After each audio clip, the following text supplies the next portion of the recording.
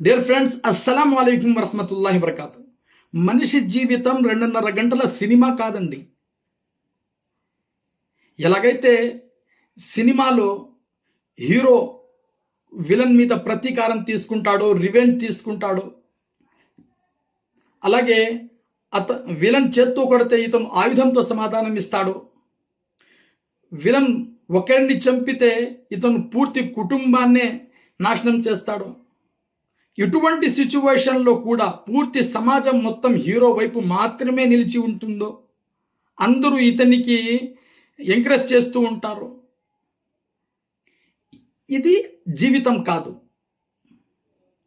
ఇలాంటి మూవీస్ చూసి చాలామంది మన పిల్లలు, పెద్దలు కూడా ఏ విధంగా తయారయ్యారంటే అసలు ఎవ్వరి చేత బాధింపబడకూడదు, ఎవ్వరి చేత అవమానింపబడకూడదు.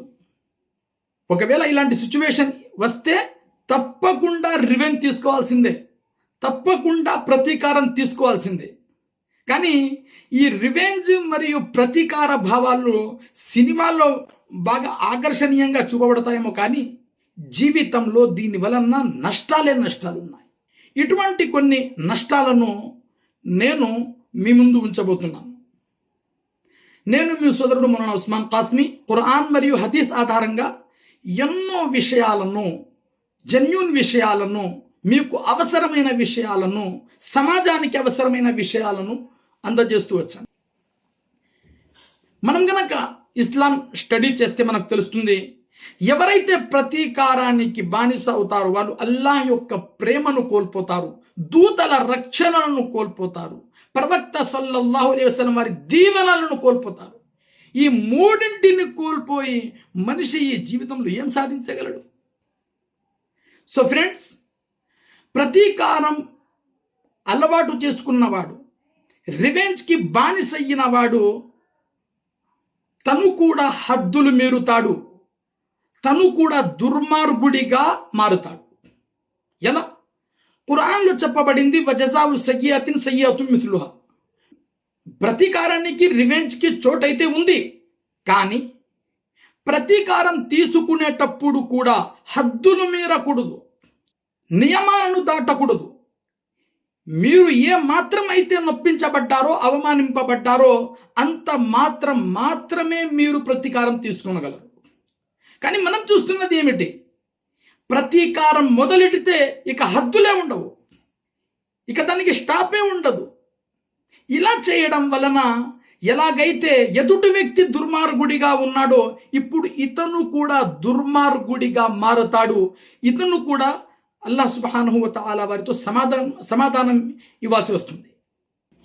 నెంబర్ 2, ఎవరెవరైతే ప్రతీకారం తీసుకున్నారో, రివెంజ్ తీసుకున్నారో వారు తప్పకుండా పశ్చాత్తాపానికి గురయ్యారు.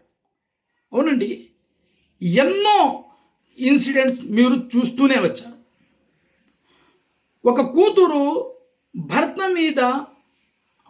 తనను సతాయిస్తున్నాడని అతని తండ్రికి చెప్పింది. తండ్రి కూతురు యొక్క రివెంజ్ తీసుకోవడానికి అల్లుడిని నరికేశాడు. ఇప్పుడు మామ జైలుకి పోయాడు, కూతురు విధవరాలుగా మారింది, పిల్లలు రోడ్డున పడ్డారు. ప్రతి ఒక్కరికి ఏం జరిగింది? పశ్చాత్తాపం. నెంబర్ 3, మిమ్మల్ని అవమానింపజేసిన వాడు, మిమ్మల్ని నొప్పించిన వాడు, కొట్టినవాడు అతను ఏదో గౌతమ బుద్ధుడు కాదండి.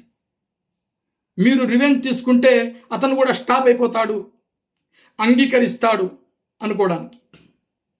అలాగైతే అతను అసలు ఫస్ట్ టైం ఎందుకు మిమ్మల్ని నొప్పిస్తాడు?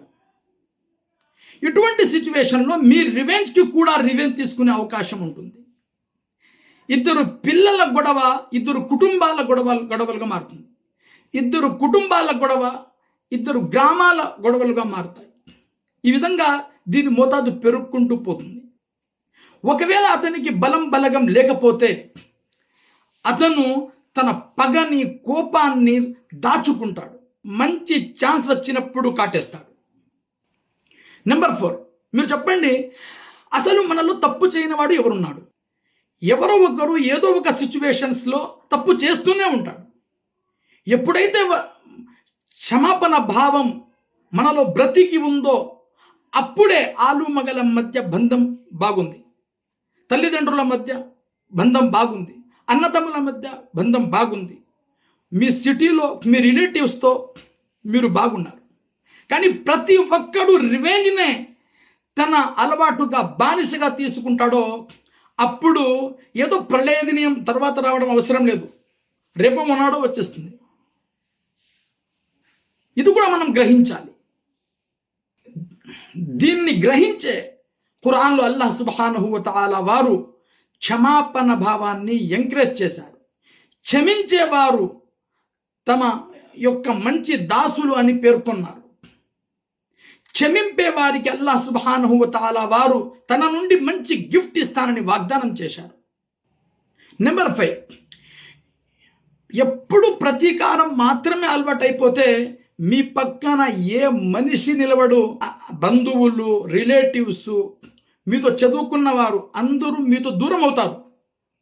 ఏ మనిషితో మనకి పని ఏర్పడింది, ఏదో చిన్న తప్పు జరిగినా కూడా క్షమించడు, దాని యొక్క ప్రతీకారం తీసుకునేవాడు నిద్రపోడు, ఎందుకు మనకి దూరంగా ఉందాం. ఇలా మనిషి ఒంటరితనానికి గురవుతాడు. నెంబర్ 6, క్షమించడం అయితే తప్పు జరిగింది, ఇప్పుడు క్షమించేశాం, మనసు నుంచి తీసేసాం, అయిపోయింది. కానీ పగని పెంచుకుంటే, కోపాన్ని పెంచుకుంటే, ప్రతీకారాన్ని మనసులో దాచుకుంటే కొన్నిసార్లు వెయిట్ చేయాల్సి వస్తుంది. సంవత్సరం, 2 సంవత్సరాలు ఒక పనితో మీ పగ చల్లారకుంటే మరి మరో పని చేయాలి. ఇలా కొన్ని సంవత్సరాలు గడిచిపోతాయి. ఇన్ని సంవత్సరాలు బాధతో, తపనతో జీవించడం కంటే దాన్ని అక్కడే వదిలేసి మంచి జీవితాన్ని తీసుకోవడం అనేది ఒక మంచి వ్యక్తి యొక్క లక్షణం. మీరు చూడండి, పగ వల్ల, ప్రతీకారం వల్ల, రివెంజ్ వల్ల ఎందరో జైళ్ళ పాలయ్యారు. జైళ్ళ పాలు అయితే ఈరోజు ఏమన్నా తప్పు జరిగితే రేపే తీర్పు వచ్చేస్తుందా? కాదు. కొన్నిసార్లు 10 సంవత్సరాలు అయిపోతాయి, కొన్నిసార్లు లక్షల రూపాయలు నష్టమైపోతాయి. ఇవన్నీ ఎందుకండి? ఏదో అక్కడనే క్షమించి మనసును క్లీన్ చేసుకుంటే ఎంత బాగుండేది. నెంబర్ 7, ఏ ఒక్కరిని క్షమించని వాడు, ప్రతీకారం తీసుకునేవాడు, అతను తప్పకుండా వేరే వారి ప్రతీకారానికి కూడా గురవుతాడు. కమా తదీను తుదాన్, మీరు ఎలాగైతే వేరే వారితో వ్యవహరిస్తారో మీరు వారిచే అలాగే వ్యవహరింపబడతారు. ఈ విధంగా కూడా ఇతను తన జీవితాల్లో కష్టానికి గురవుతాడు.